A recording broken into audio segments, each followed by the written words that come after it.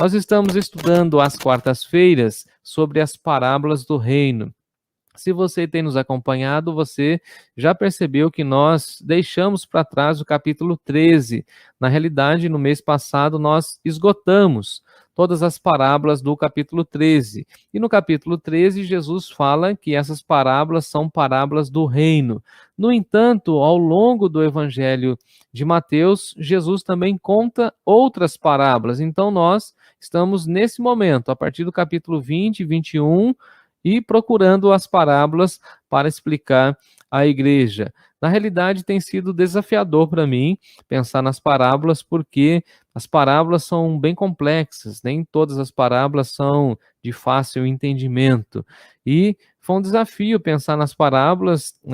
Estou estudando muito para poder ministrar aos irmãos as mensagens a respeito das parábolas. Já enviei, inclusive, os esboços da última série, do capítulo 13, e agora nós estamos aí no capítulo 22. Na semana passada eu falei no capítulo 21, e hoje eu estou no capítulo 22. O texto ele é um pouco longo, de 14 versículos, é uma parábola um pouco mais extensa, mas eu peço que você me acompanhe. Eu estou então em Mateus capítulo 22, eu leio de 1 a 14.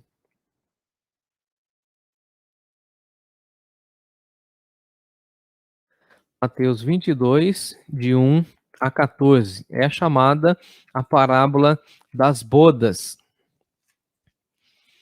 Diz assim o texto sagrado: De novo entrou Jesus a falar por parábolas, dizendo-lhes: O reino dos céus é semelhante a um rei que celebrou as bodas de seu filho. Então enviou os seus servos a chamar os convidados para as bodas, mas estes não quiseram vir. Enviou ainda outros servos com esta ordem: Dizei aos convidados: Eis que já preparei o meu banquete.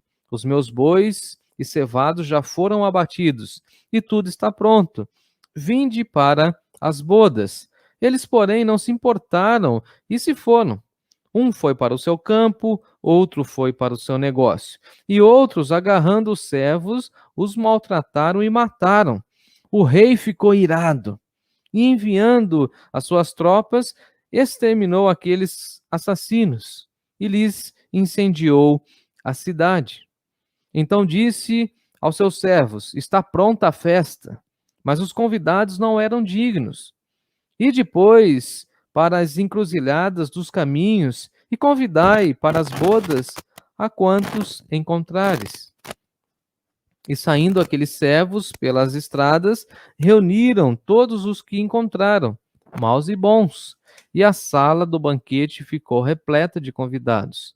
Entrando, porém, o rei para ver o que estava à mesa, notou ali um homem que não trazia veste nupcial, e perguntou-lhe: Amigo, como entraste aqui sem veste nupcial? E ele emudeceu. Então ordenou o rei aos seus serventes: Amarrai-o de pés e mãos e lançai-o para fora, nas trevas. Ali haverá choro e ranger de dentes, porque muitos são chamados, mas poucos escolhidos. Convido você a orar comigo. Senhor Deus, amado Pai, obrigado, Senhor, por essa série de mensagens a respeito das parábolas. Tem sido tão desafiador para mim e para muitas pessoas que têm dado retorno, que têm aprendido com essas parábolas. E dessa forma, Senhor, pedimos mais uma vez que o Senhor fale ao nosso coração, que o Senhor mostre para nós o que está revelado por meio dessa parábola. Usa, Senhor, a minha vida e tenha misericórdia de mim. É a minha oração no nome de Jesus. Amém. Amém. Parábola das bodas. Tá todo mundo comigo aí? Mateus aqui vai dizer para nós que de novo entrou Jesus a falar por parábolas, mostrando que mais uma vez Jesus vai falar aos seus discípulos e vai usar parábolas, vai usar essa linguagem. Jesus amava usar esse método de ensino, essa forma pedagógica de ensinar os seus discípulos, contando histórias para ensinar lições profundas a respeito da espiritualidade. É muito interessante que Jesus tem essa postura, essa proposta de ensinar por meio de parábolas. E Mateus diz que, de novo, ou seja, Jesus usava esse método de forma repetida, de várias vezes, de diversas maneiras. Jesus estava ensinando, contando histórias. E é muito interessante porque as parábolas têm essa facilidade de serem acolhidas por nós. As histórias, na realidade, ficam gravadas no nosso coração. Gostamos de histórias. Haja vista que muitos dos filmes que são produzidos, eles contam esses enredos narrativos. O nosso país, por exemplo, gosta muito de novela, né? Eu até acho que as novelas não têm qualidade, mas as pessoas gostam de se envolver com as histórias, as pessoas gostam de ouvir as histórias. Então, as histórias têm essa facilidade de transportar muito ensinamento. Eu tenho um filho pequeno e eu gosto de contar algumas histórias para ele, e eu fico olhando assim, admirado como ele fica boquiaberto, assim, querendo aprender as histórias, e depois ele vai fazendo conexões com as histórias. E é basicamente essa a forma, ou esse o método que Jesus usou as parábolas, ou foi a partir dessa realidade que Jesus usa as parábolas. Aí nós temos no versículo 2 que Jesus faz a comparação mais uma vez. Ele fala que o reino dos céus é semelhante. Ele faz uma comparação com alguma coisa que, algum conceito, alguma ilustração que o povo tinha no seu imaginário popular, e assim poderiam assimilar rapidamente a história. Então, basicamente, Jesus vai falar do rei que faz uma festa ou um banquete para o seu filho. Os rabinos da época já usavam essa figura de linguagem, usando o rei para falar de Deus, e dessa forma Jesus fala de um rei que dá uma festa, que celebra uma festa de bodas do seu filho. Era muito comum os reis proporcionarem grandes festas, grandes banquetes aos seus filhos por ocasião do seu casamento. Inclusive, a ideia do casamento na cultura antiga era símbolo de uma festa de vários dias. Na nossa cultura latino-americana, principalmente aqui no Brasil, a ideia de casamento para nós é uma festa de um dia só. Já na cultura antiga, era uma festa que percorria alguns dias, e essa é a proposta de Jesus, falar desse tipo de festividade. Não era somente um dia de festa, era uma bodas. Então era uma sequência dias de festa. Se você conhece um pouco do Antigo Testamento, você sabe que as reuniões dos judeus eram regadas a festas. Eles tinham no seu calendário, durante o ano, várias festas. E a cerimônia do casamento, de uma maneira muito especial, era um evento extremamente importante para os judeus, e eles comemoravam o casamento durante toda uma semana. E aí eu fico pensando assim, se nós hoje temos dificuldade para fazer uma festa de um dia de casamento, quanto mais fazer uma festa que seja prolongada de vários dias, mas esse era o princípio daquela cultura na época. E o rei vai convidar os seus chegados, as pessoas queridas, e ele faz esse convite que está aí no versículo 3. Então enviou os seus servos a chamar os convidados. E aqui tem um detalhe que muitas pessoas não compreendem, porque as pessoas pensam assim: olha, é só o convidado ser chamado naquele momento. Então, dá a impressão, numa primeira leitura, de que a pessoa estava na sua casa e ela recebe um convite e ela precisa, então, abandonar tudo e ir para a festa. Se você olhar comigo o versículo 3, o texto diz assim: então o rei enviou seus servos a chamar os convidados. E aqui nós precisamos entender algo que é da cultura, não faz parte da nossa cultura, mas faz parte daquela cultura. O rei já havia enviado o convite para as pessoas, então as pessoas já haviam se comprometido com as bodas desse rei. Então, dessa forma, ele envia os seus servos somente para avisar que estava chegando a hora da festividade.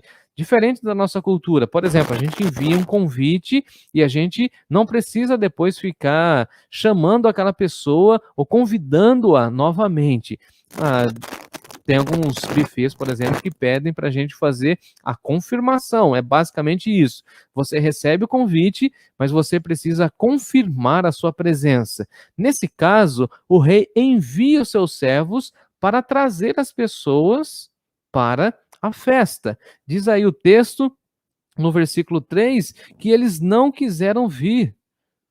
Então, eles já haviam apalavrado, dito que fariam parte da festa, que celebrariam a festa, mas eles não querem vir. E essa expressão não querem vir mostra a rejeição do convite. Mas essa expressão no grego vai dizer para nós que é uma rejeição reiterada, é uma rejeição repetida. Essa é a realidade. Eles não querem participar da festa, eles não querem participar das bodas de Caná.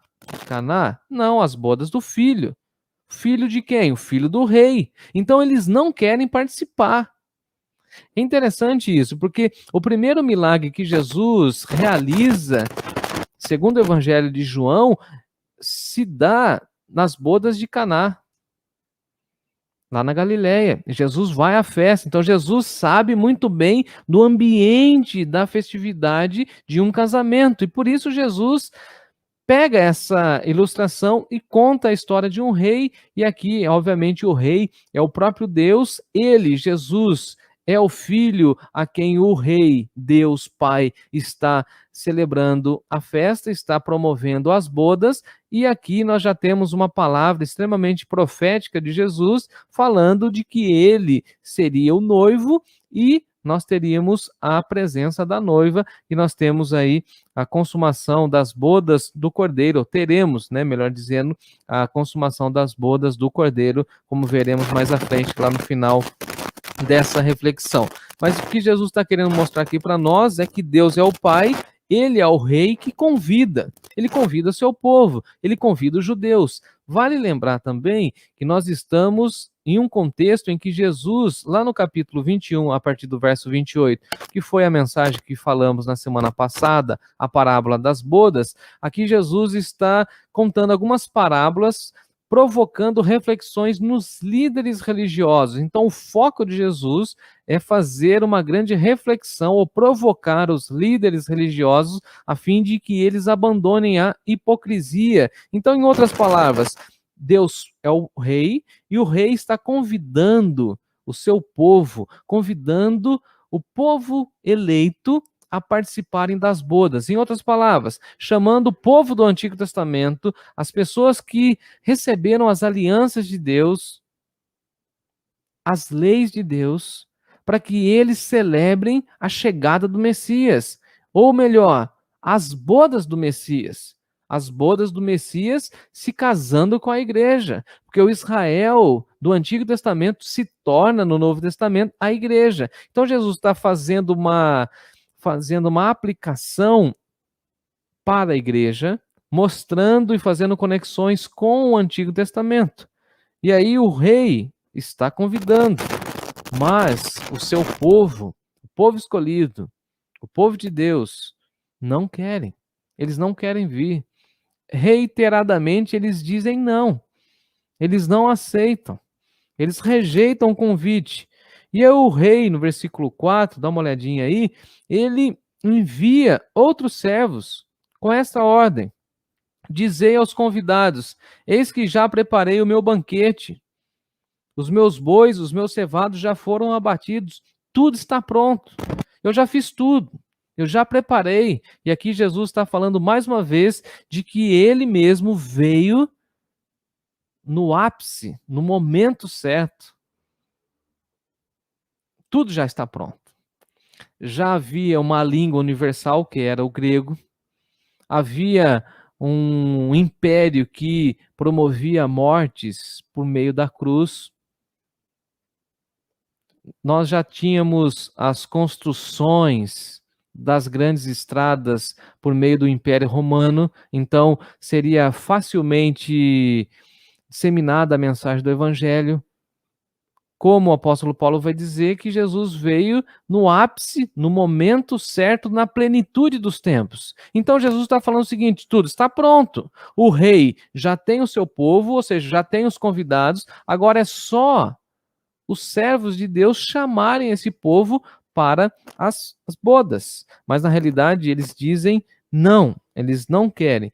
E é interessante que o banquete de bodas era o de jejum típico de casamento, uma série de refeições que abriam as comemorações do casamento. E é interessante que o convite é o seguinte: vinde para as bodas. Está aí no versículo 4. Deixa eu achar aqui. Dizer aos convidados que tudo está pronto, vinde para as bodas. No versículo 5, eles, porém, não se importaram e não foram. Simplesmente eles não querem participar. Eles não se importaram, ou seja, eles negligenciaram, eles não priorizaram as bodas.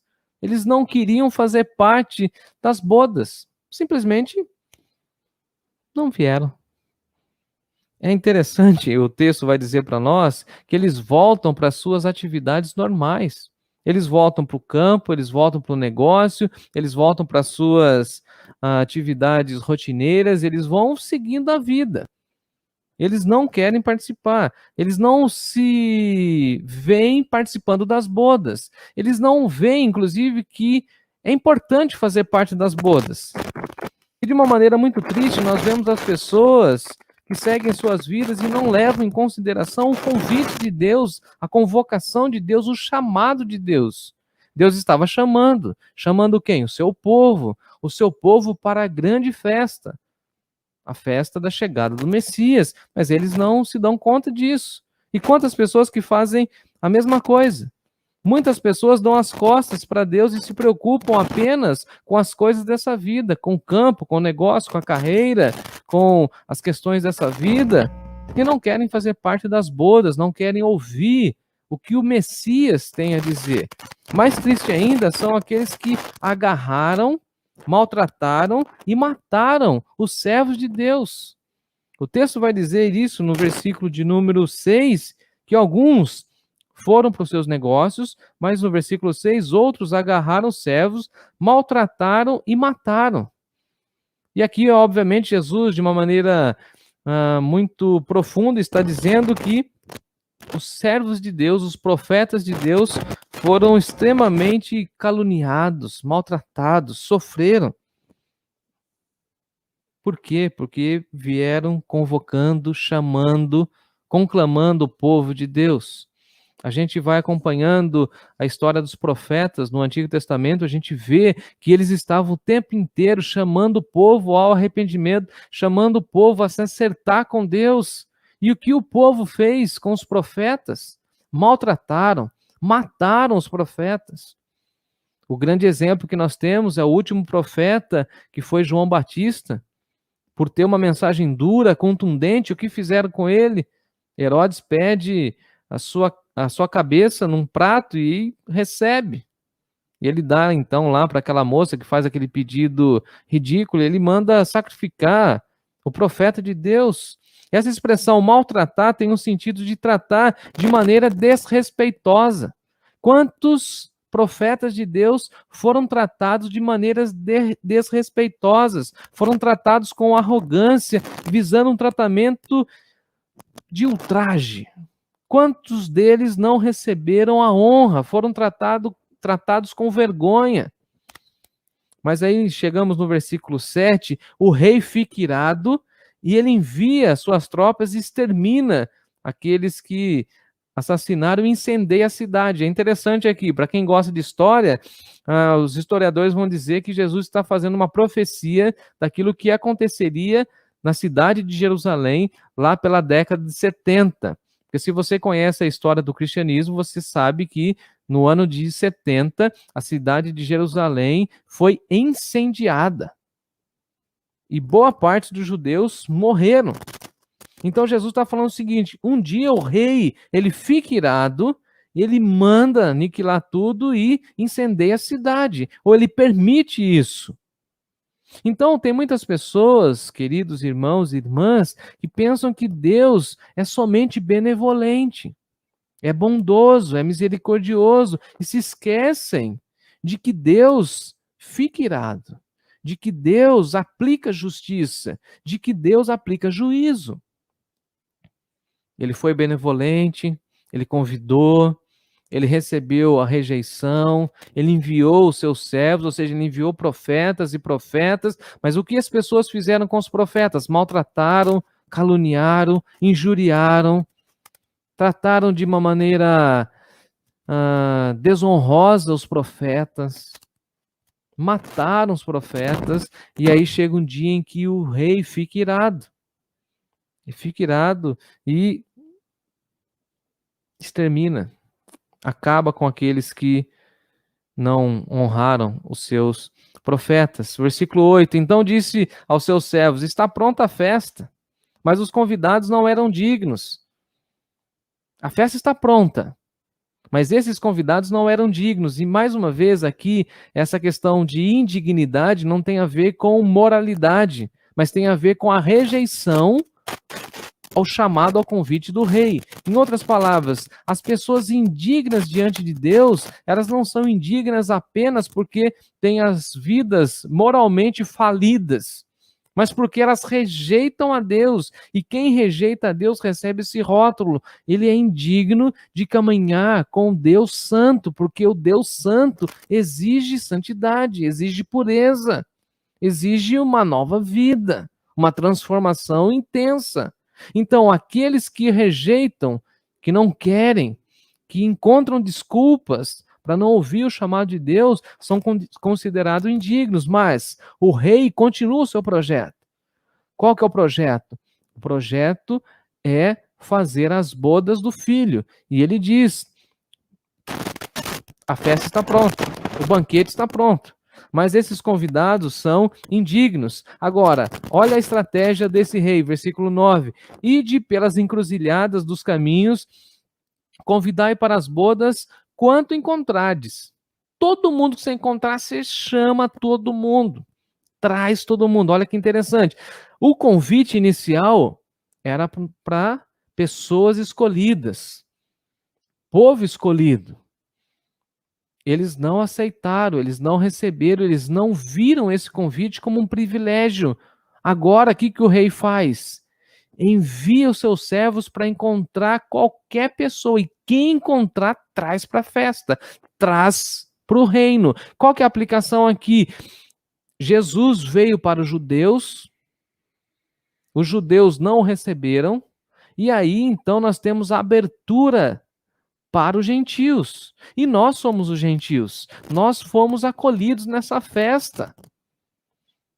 E eu acho magnífico porque aqui nós temos, entre aspas, um escândalo da graça de Deus. É o coração amoroso, grandioso de Deus que quer arrebanhar, que quer abraçar todo mundo.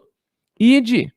Qual que é a mensagem para nós, os seus servos? Ide por todo mundo e arrebanhai todo mundo. Traz todo mundo. Todos que vocês encontrarem. E a pergunta é: quem que eu posso trazer? Todo mundo. Todos que vocês encontrarem. Traz. Convida. Chama. Vão pelas estradas, pelas encruzilhadas, pelas vielas. Traz todo mundo. E no versículo 10 vai dizer que eles reuniram bons e maus. Teve muita gente má. Teve muita gente que não tinha nenhuma, ou não tinha qualidades morais, mas ele recolhe, porque a sala ficou cheia. A sala do banquete ficou repleta de convidados. Agora, esses convidados diante do rei terão uma nova postura, ou seja, pessoas pecaminosas diante da santidade de Deus terão novas posturas diante do rei. Porque não tem como você estar na presença do rei e permanecer da mesma maneira. Não tem como nós estarmos diante de Deus, diante do seu reino, sermos chamados por ele e continuarmos com os nossos pecados, com as nossas mazelas. A santidade de Deus, a santidade do rei vai exigir mudanças profundas em nós. E é interessante o texto dizendo, Jesus falando que a sala do banquete estava cheia, porque Deus gosta de casa cheia, Deus gosta de muita gente, Deus quer que a igreja consiga trazer mais pessoas para dentro do reino. E aí você vai falar assim, mas vai vir pessoas boas e vai vir pessoas más? Não importa, vamos trazer. Porque elas estando diante de Deus, nós cremos que essas pessoas ficarão completamente quebrantadas diante de Deus. Passarão por transformações, porque o amor de Cristo nos constrange, queridos. Essas pessoas diante da igreja, do povo de Deus, ficarão constrangidos. E diz o texto, a partir do versículo 11, que ele entra, o rei entra na sala do banquete, ele encontra uma pessoa, ele nota que tem ali uma pessoa que não tem veste nupcial. E é interessante porque foi solicitado veste nupcial? Fiquei fazendo essa pergunta. A mensagem do reino não é excludente. Mas aqui o rei, ele expulsa um camarada que não tem veste nupcial.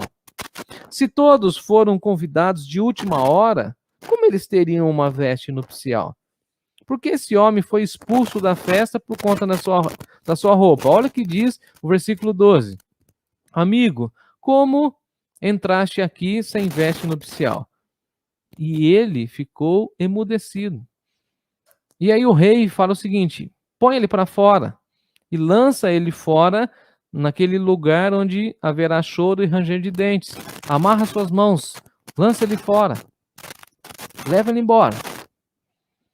E é interessante, mas por quê?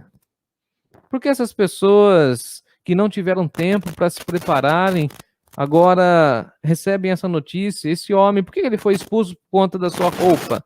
Na realidade, aqui é um símbolo. Nós precisamos entender esse símbolo, porque o sentido da parábola é que os líderes religiosos e políticos do seu tempo não gostavam de dizer a verdade. Mas no reino dos céus, nós aprendemos a nos vestir de amor. Quando nós aceitamos Jesus, nós nos vestimos de amor, nos vestimos de alegria, nos vestimos de graça de Deus, nos vestimos da misericórdia do Senhor, de paz, de santidade. Essas qualidades no reino dos céus, entre aspas, são a roupa que o cristão agora vai vestir. Isso é tratado muito pelo apóstolo Paulo, quando ele fala que nós precisamos nos despir, retirar de nós a velha roupa, a velha natureza e nos revestir de Cristo Jesus. Em outras palavras, o que nós aprendemos aqui é que esse camarada queria estar no banquete, mas ele continuava com a sua vida completamente equivocada e distante do reino dos céus, moralmente destruído, espiritualmente aquém do padrão de Deus. Ele não se vestiu da graça, ele não se vestiu da misericórdia, ele não se vestiu da concepção do perdão, ele não se vestiu do amor de Deus, ele não manifesta o amor de Deus e ele deseja fazer parte daquela festa. Mas para entrar naquela festa, para fazer parte daquela festa, as pessoas precisavam ter o comprometimento com o rei. E o rei exige nada mais, nada menos de que as pessoas se vistam de acordo com aquilo que ele tanto deseja. E o que ele deseja? Amor, graça, misericórdia e paz. Mas esse camarada não tinha isso. Agora, o que Jesus está fazendo aqui é uma aplicação daquilo que nós teremos entre o casamento dele com a noiva. Por quê? Porque ninguém ficará na presença de Deus, ninguém morará no céu se não se vestir de misericórdia, de graça, de perdão e de amor. Então, quem participará das bodas do Cordeiro? Quem participará das bodas do casamento de Jesus com a sua igreja na eternidade, como está lá em Apocalipse? Quem? Aqueles que se vestiram de graça, amor, compaixão, misericórdia. E o texto vai dizer para nós que esse camarada que tentou burlar o sistema foi reconhecido. E aqui é interessante, porque tem pessoas que acham que vão poder burlar o sistema do reino dos céus, da eternidade. João Batista, inclusive, denunciou a aproximação dos fariseus e dos saduceus e disse o seguinte, quando ele estava batizando: raça de víboras, quem ensinou vocês a fugirem da ira vindoura? Porque eles queriam se batizar para fugir da justiça de Deus, da punição de Deus. Eles não queriam mostrar arrependimento, mas eles queriam ter um rótulo para fugir da ira de Deus. Em outras palavras, eles queriam dar um jeitinho. E esse camarada, ele também tenta dar um jeitinho. Ele fala o seguinte: eu vou ficar na festa, vou ficar nas bodas e ninguém vai perceber. Eu não sou compassivo, eu não vivo debaixo da graça, eu não desfruto do amor de Deus, eu não reconheço o amor de Deus, não reconheço a misericórdia, não quero vivenciar o perdão, mas eu quero ficar nas bodas do Cordeiro. Eu quero participar das bodas. E tem muita gente que pensa que vai ser assim. No final Deus vai abrir as portas do seu reino, das suas mansões celestiais, e nós ficaremos lá. Mas o texto de Jesus é muito claro que o rei notou um camarada que estava sem vestes nupciais.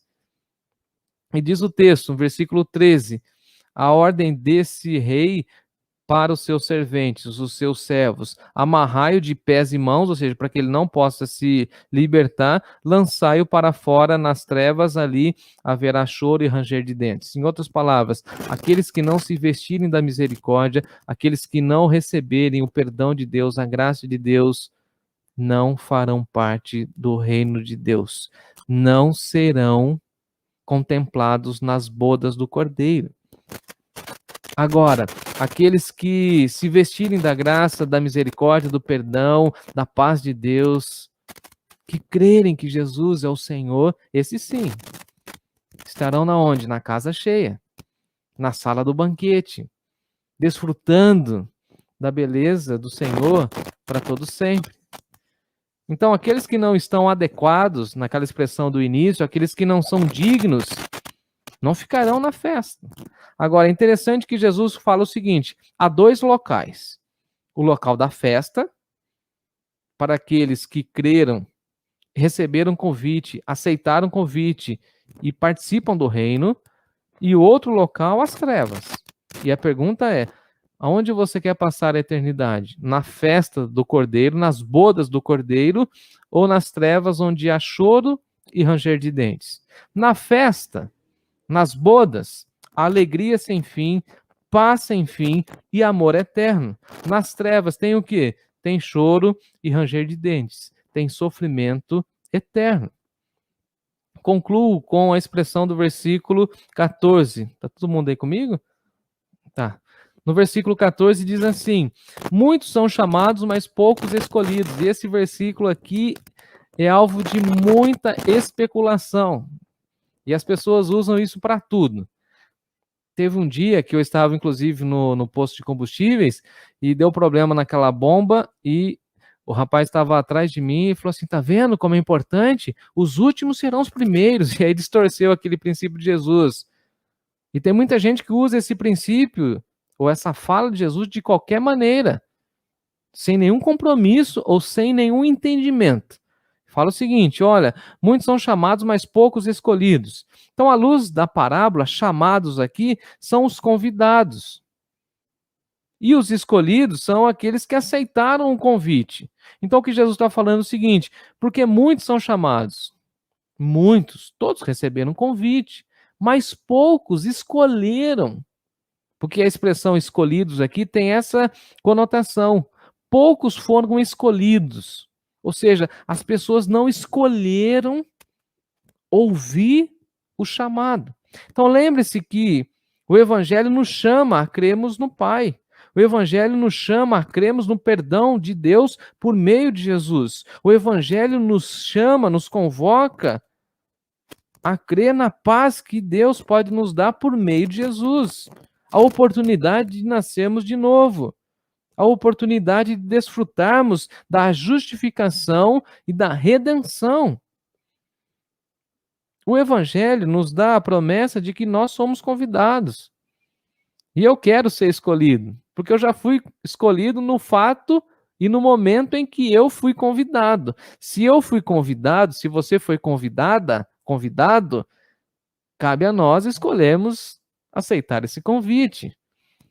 Para estarmos aonde? Na maior bodas, nas bodas do Cordeiro. Se você quiser ler um pouco a respeito das bodas do Cordeiro, leia Apocalipse capítulo 19. Lucas e eu falamos bastante quando nós estudamos no ano passado o livro do Apocalipse. Concluo. Eu, Jefferson, aceito o convite e quero também que você, que está aí do outro lado, aceite o convite do Evangelho. Os que creem no Evangelho e confessam Jesus Cristo como Senhor estarão na maior bodas da história da redenção, as bodas do Cordeiro de Jesus, que se casará com a Igreja de Deus. Eu faço parte da Igreja de Deus.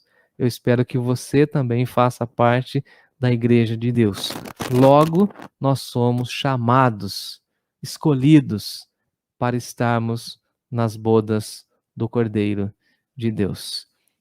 A lição que fica é: Deus está chamando e muitos estão dando desculpas.